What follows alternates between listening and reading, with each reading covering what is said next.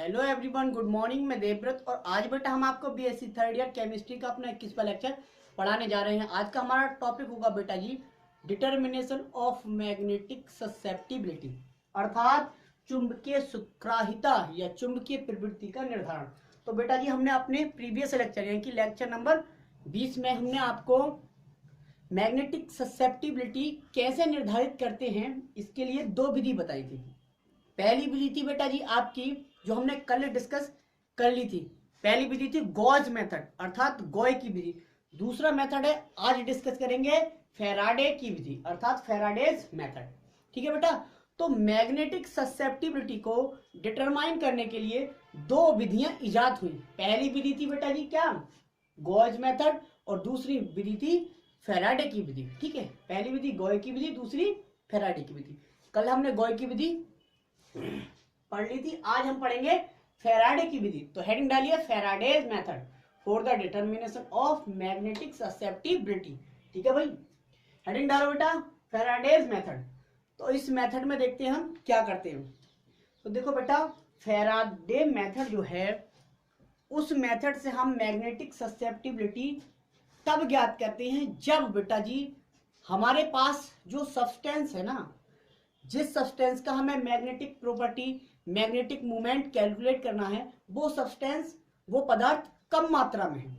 ठीक है, तो पहली ही शर्त यह है कि फैराडे की जो मेथड है, फैराडे की जो विधि है, उसका यूज हम तब करेंगे जब हमारे पास सब्सटेंस कम हो। ठीक है, सब्सटेंस कम हो। इसलिए अब बेटा बताइए जब सब्सटेंस कम होगा तो हम बैलेंस तराजू बैलेंस कैसी लेंगे। हमें बैलेंस भी ऐसे लेनी होंगी जो क्या हो, मोर सेंसिटिव हो, अधिक सुक्राही हो। ठीक है, अधिक सुक्राही हो मतलब ऐसी टेक्निक होनी चाहिए तोलने की जो अधिक से अधिक सेंसिटिव हो। ठीक है, तो यहाँ पे हम दो अच्छी जो बैलेंस है, अच्छी तुला है, तुला मतलब तराजू, बैलेंस मतलब तराजू, ऐसी दो अच्छी तराजुओं का उपयोग करेंगे, तुलाओं का उपयोग करेंगे जो बहुत ज्यादा सेंसिटिव है। एक तुला होती है बेटा जी, एक तुला है सकस्मिथ रिंग वाली जो तुला है बहुत ज्यादा अच्छी है, और एक तुला और होती है बेटा जी फाइबर टॉर्जन तुला होती है, दूसरी सकस्मिथ रिंग वाली तुला होती है। दो तुला का हम इसमें यूज करेंगे, एक तो हो गई आपकी फाइबर टॉर्जन, दूसरी सकस्मिथ रिंग वाली तुला। तो ये जो तुला है बहुत ज्यादा क्या है, सेंसिटिव है। ये बहुत कम वेट को भी बढ़िया एक्यूरेसी के साथ वेट कर सकती हैं, तोड़ सकती हैं। ठीक है बेटा, तीसरी बात बेटा और सुनो इसमें, चूंकि वहां पे हमने जो सैंपल लिया था, सैंपल जो भरा था वो ग्लास ट्यूब में भरा था, कांच की ट्यूब में भरा था। लेकिन बेटा यहाँ पर जो हम सैंपल भरेंगे वो पहली शर्त ये कि 1 mm डायामीटर वाले अर्थात 1 mm व्यास वाले क्वार्ट्ज की नली में भरेंगे, क्वार्ट्ज ट्यूब में भरेंगे। ठीक है, क्वार्ट्ज ट्यूब में भरेंगे। सेम उसी की तरह क्वार्ट्ज ट्यूब में भर के हम एक पल्लड़े से, बैलेंस के एक पल्लड़े से, तराजू से इसे लटका देंगे सैंपल को। ठीक है, लटका देंगे जैसे उसमें लटकाया था। लेकिन बेटा यहाँ पे हमने क्या देखा, हमने यहाँ पे ये देखा कि जो बैलेंस है वो भी बहुत अच्छी होनी चाहिए। ठीक है, और जो ट्यूब है वो क्वार्ट्ज की बनी होनी चाहिए, क्वार्ट्ज। ठीक है, क्वार्ट्ज की बनी होनी चाहिए। अच्छा, जो अब वहां पे हमने क्या देखा था, वहां पे हमने एयर से बचाने के लिए, हवा से बचाने के लिए वो जो पूरा चेंबर था, पूरी बैलेंस को हमने बंद कर दिया था एक चेंबर में। तो यहाँ पे भी बेटा इस सैंपल को और इस तराजू को, ठीक है, तुला और सैंपल को काय से बचाने के लिए, वाइब्रेशन फ्री इन्वायरमेंट,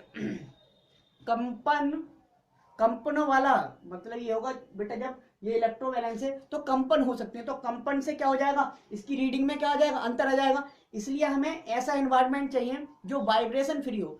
तो इसे वाइब्रेशन फ्री एनवायरनमेंट करने के लिए हम इसे किसे, बैलेंस को, तराजू को और सैंपल को एक चैम्बर में क्लोज कर देंगे, बंद कर देंगे। ठीक है बेटा, ये करेंगे हम। ठीक है, इस तरह से हम, ये तो इसकी कंडीशन है। फिर बेटा हम क्या क्या करते हैं ये देखते हैं। तो आप हेडिंग डालो सबसे पहले एपरेटस बनाओ। ये जो एपरेटस है बेटा, ये एपरेटस बनाइए आप, ये एपरेटस, ठीक है बेटा। ये इलेक्ट्रो बैलेंस है, इलेक्ट्रो बैलेंस, ठीक है, वैद्युत तराजू है। कौन सी तराजू हो सकती है? फाइबर टॉर्जन तराजू या सक स्मिथ रिंग वाली तराजू। दो तराजू ले सकते हैं क्योंकि इनकी क्या है, सेंसिटिविटी बहुत ज्यादा है। ये तराजू ले ली। फिर हमने क्या किया, ये 1 mm व्यास की क्या है, क्वार्ट्ज ट्यूब है, क्वार्ट्ज ट्यूब है बेटा।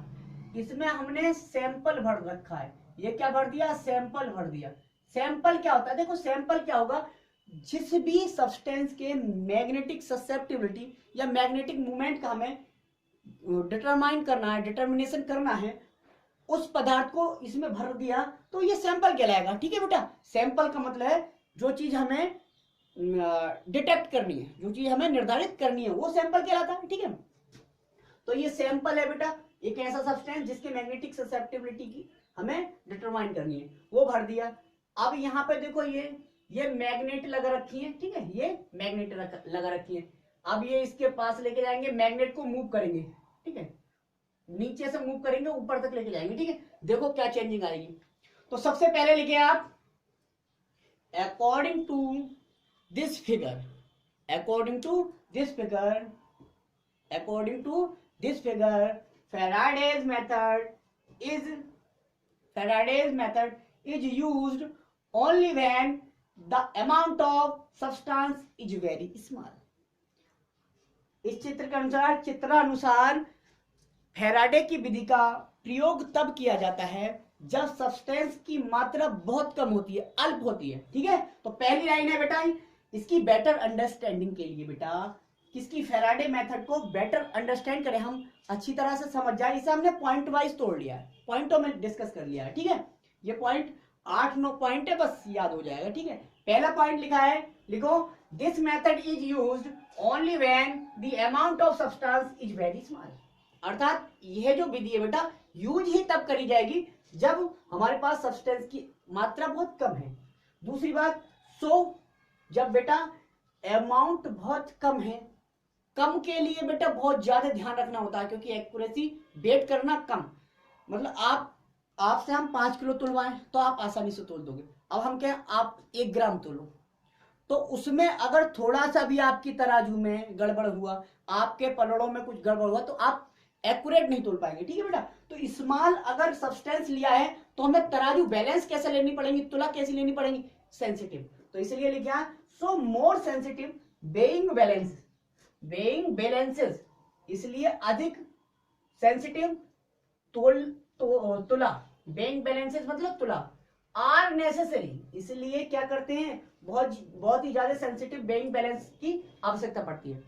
तो second point is, so more sensitive weighing balances are necessary. जैसे बेटा जी, जैसे फाइबर टॉर्जन या Sucksmith ring balances are use. कौन सी तुला यूज करते हैं, फाइबर टॉर्जन और Sucksmith ring balances are use.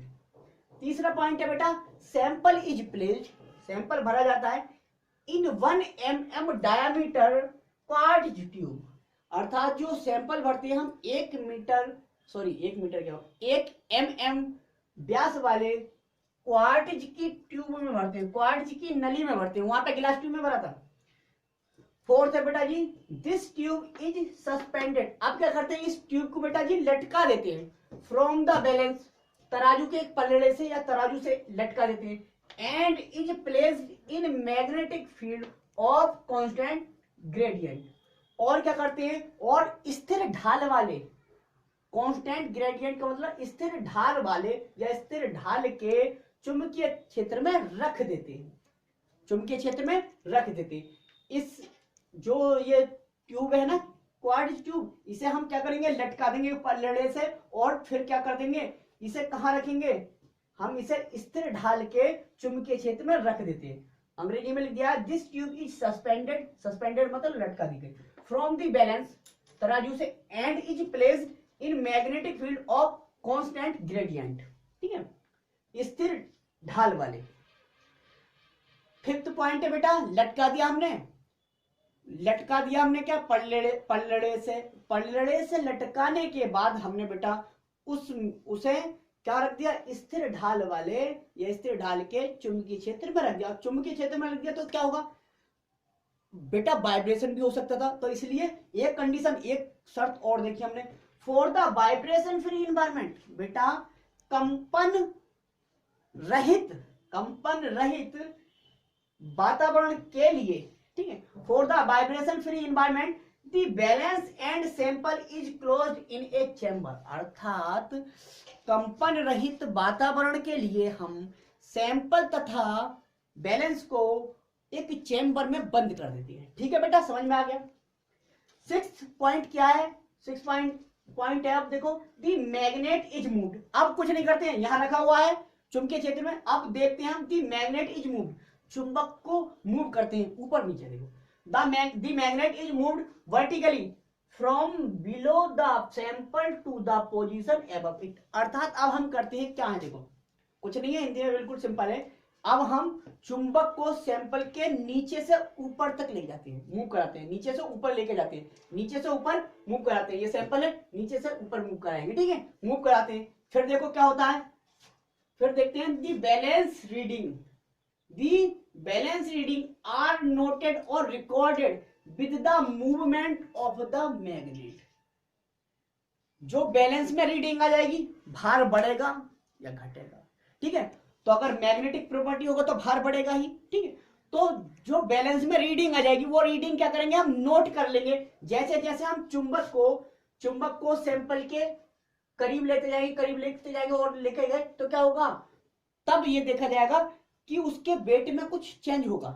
तो वो बैलेंस, जो तराजू में जो चेंजिंग आ रही है, वो जो रीडिंग आ रही है, उस रीडिंग को हम नोट कर लेंगे, ठीक है। The balance reading are noted और recorded with the movement of the magnet. यानी कि चुंबक की गति के साथ जो बैलेंस तराजू की रीडिंग में जो अंतर आ रहा है, उसे हम नोट कर लेंगे। नोट कर लिया। अब देखो 8 पॉइंट क्या है, the difference between maximum weight and minimum weight noted. यानी कि जो वेट आपने नोट किया है, तो अधिकतम जो भार था और न्यूनतम जो भार था, उसमें जो अंतर होता, उसकी बात चल रही है। इज टेकन, उसे लिया जाता है as the change in weight of the sample as a result of applying magnetic field. अर्थात उस वेट को ही हम क्या परिणाम मानते हैं, काय का परिणाम मानते हैं। जब हमने मैग्नेटिक फील्ड अप्लाई किया, तब जो अंतर आया भार में, उसे ही हम रिजल्ट मान लेते हैं। वही क्या आता है हमारा, वही रिजल्ट हो जाता है, उसे ही रिजल्ट मान लेते हैं, ठीक है। Is taken as the change in weight of the sample as a result of applying magnetic field. मतलब क्या हुआ बेटा, जहां भार में अंतर आया, तो वो अंतर ही क्या किया जाता है, उस अंतर को ही रिजल्ट मान लेते हैं। ये अंतर आया, अब इस अंतर से ही कैलकुलेशन करेंगे, उस रिजल्ट से, वही रिजल्ट मान लेंगे, उसे नोट कर लिया है, उसी से कैलकुलेशन करेंगे, ठीक है बेटा। तो एक बार पढ़ के सुना देते हैं, the difference between maximum weight and minimum weight noted. यानी कि जो रिकॉर्डेड या नोटेड जो क्या है, वेट में जो अंतर आ रहा है, ठीक है, वो क्या हो जाता है, is taken as the change in weight of the sample as a result of applying magnetic field. अर्थात मतलब क्या हुआ, मतलब ये हुआ बेटा जी, मतलब कुछ नहीं हुआ, मतलब ये हुआ अधिकतम तथा न्यूनतम भार का अंतर चुंबकीय क्षेत्र लगाने के फलस्वरूप नमूने के भार के अंतर को प्रदर्शित करता है। सिंपल अंग्रेजी में, हिंदी में ये, ठीक है बेटा, शुद्ध हिंदी में। उसके बाद क्या होता है बेटा जी, अब ये रिजल्ट मान लिया। रिजल्ट मानने के बाद क्या करेंगे, तो देखो एपरेटस, ये एपरेटस है, apparatus can be calibrated by working with a sample of non-magnetic susceptibility such as AR copper sulfate। अब बेटा जिस भी हमें पदार्थ की क्या मैग्नेटिक ससेप्टिबिलिटी पता होती है, ज्ञात होती है, उससे इसकी क्या कर लेंगे, तुलना कर लेते हैं। क्या कर लेते हैं, तुलना कर लेते हैं, ठीक है बेटा। ये कर लेते हैं, क्या कर लेते हैं, तुलना।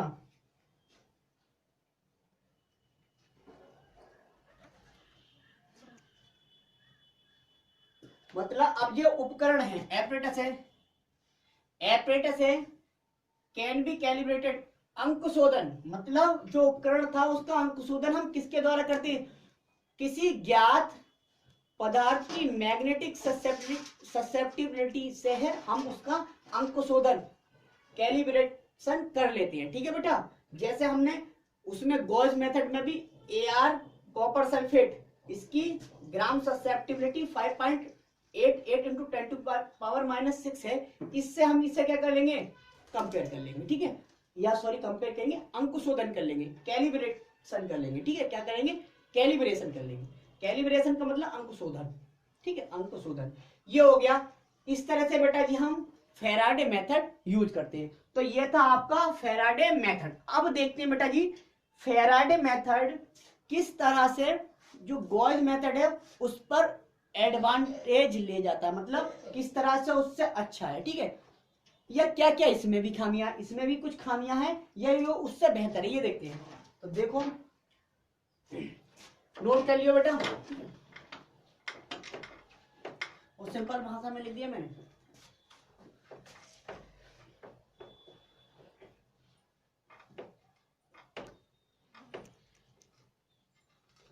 पहली बात तो यह है विधि बहुत क्या है,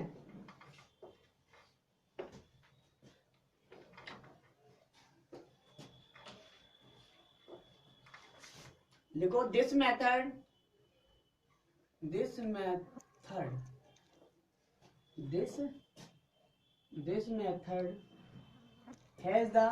method has the following advantages over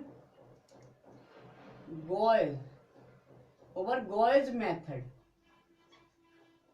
यानी कि यह विधि गॉय की विधि से निम्न प्रकार श्रेष्ठ है। पहली क्या, यह बहुत यथार्थ विधि है बेटा। यथार्थ का मतलब होता है इससे एक्यूरेसी, इसकी एक्यूरेसी बहुत अच्छी है, मतलब एक्यूरेट निकल जाती है। ठीक है, एक्यूरेसी बहुत बढ़िया है। तो लिखो सबसे पहला दी एक्यूरेसी इज बेटर, एक्यूरेसी के मामले में जो फेराडे मेथड है वो गॉय मेथड से बेटर है। दी एक्यूरेसी इज बेटर। दूसरा बेटा जो सैंपल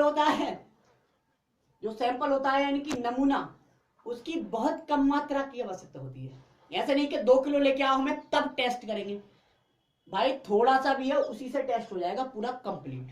ठीक है, दूसरी इसकी एडवांटेज ये है कि इसमें जो नमूना होता है, सैंपल होता है, उसकी बहुत कम मात्रा की जरूरत पड़ती है, बात खत्म।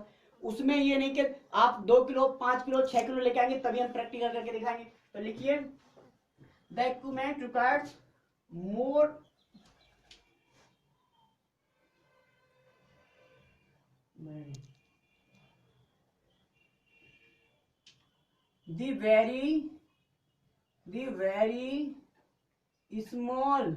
the very small amount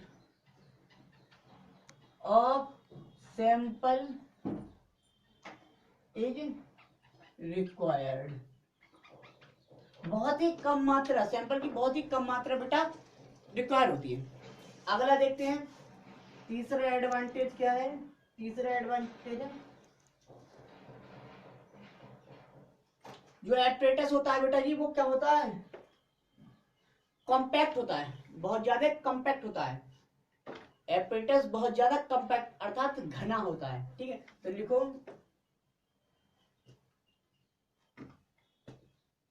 the apparatus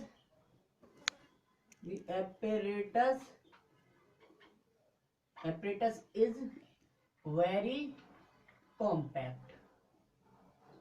ये तो बात रही कि भैया किन किन मामलों में उससे श्रेष्ठ है, लेकिन उससे श्रेष्ठ तो है बेटा जी, उससे फ्लॉप भी है। ठीक है, उससे खराब भी है। ऐसा नहीं है कि सब इसमें श्रेष्ठता है। ठीक है, एडवांटेज ही है, डिसएडवांटेजेस भी हैं इसके। ठीक है, तो अब हेडिंग डालिए डिसएडवांटेजेस।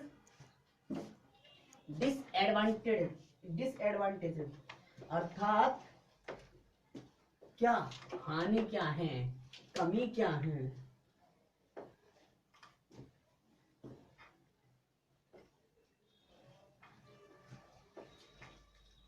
पहली कमी तो यही आई, उपकरण के प्रयोग के लिए बहुत ज्यादा सावधानी की जरूरत होती है, बहुत ज्यादा केयरफुली करना पड़ता है ये प्रक्रिया।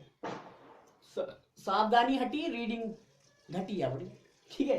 सावधानी हटेगी तो बेटा रीडिंग इधर की उधर हो जाएगी, खत्म, पूरा पूरा प्रैक्टिकल खराब, सत्यानाश, ठीक है, ये हो सकता है। इसलिए इसका डिसएडवांटेज यही है, क्या है, the equipment requires the equipment requires more care in its use, अर्थात इस इक्विपमेंट के प्रयोग के लिए हमें बहुत अधिक सावधानी की आवश्यकता होती है। The equipment requires more care, ठीक है, इन इट्स यूज। एक कमी तो बेटा जी आपकी यही आई, ठीक है।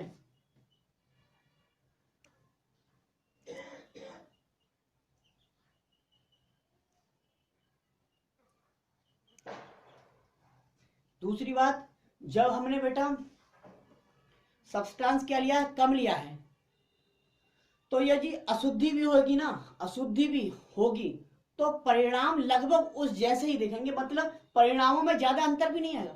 मतलब ये हुआ बेटा, यदि ये देखो कम वो है सब्सटेंस, कम सैंपल है, तो यदि उसमें कोई इम्प्योरिटी है तो क्योंकि कम का रिजल्ट भी क्या आ रहा था, कम सैंपल है तो उसकी प्रॉपर्टी भी ऐसे ही बहुत ज्यादा ध्यानपूर्वक तो वो प्रैक्टिकल करना पड़ रहा था। अब मान लो अशुद्धि आ गई तो उसका चेंज भी बहुत कम दिखाई देगा, बहुत कम दिखाई देगा। तो कभी कभी ये हो जाता है कि हमें अशुद्धि थी, हमने चेंज पे ध्यान नहीं दिया, प्रैक्टिकल गड़बड़ हो जाता है। तो इसका जो अशुद्धि है उसका परिणाम भी क्या होता है, सामान्य सा ही लगता है, सामान्य सा ही लगता है, ठीक है। तो दूसरी इम्प्योरिटी ये है, देखो, since the amount of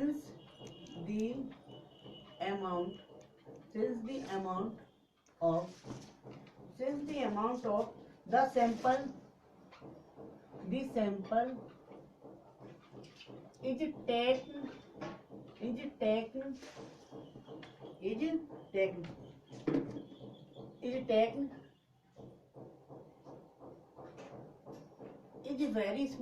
is very small बेटा जी, क्योंकि सैंपल जो लिया गया, सैंपल में जो ली गई मात्रा है वो बहुत कम है, बहुत कम है, बहुत क्या है, कम है।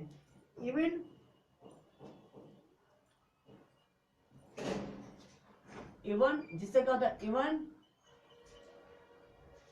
impurities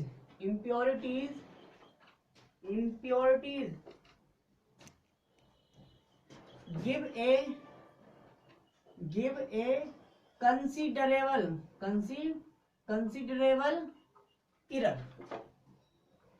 considerable error, जैसी आशा की जाती है परिणाम की। अगर अशुद्धि भी है उसमें तो वही परिणाम लगभग उस थोड़ा बहुत अंतर होगा उस परिणाम में। तो इसलिए अब कंसिडरेबल एरर है तो हम कैसे, बहुत ज्यादा मतलब मुसीबत हो जाएगी हमें ये देखने में कि बिल्कुल सही हुआ है टेस्ट या हमारा थोड़ा बहुत गड़बड़ तो ना हुआ है, ठीक है। तो ये इसकी ड्रॉबैक्स थी, ठीक है बेटा। तो ये आपकी डिसएडवांटेज हो गई इस मेथड की। तो आज बस बेटा जी इतना ही, थैंक यू वेरी मच।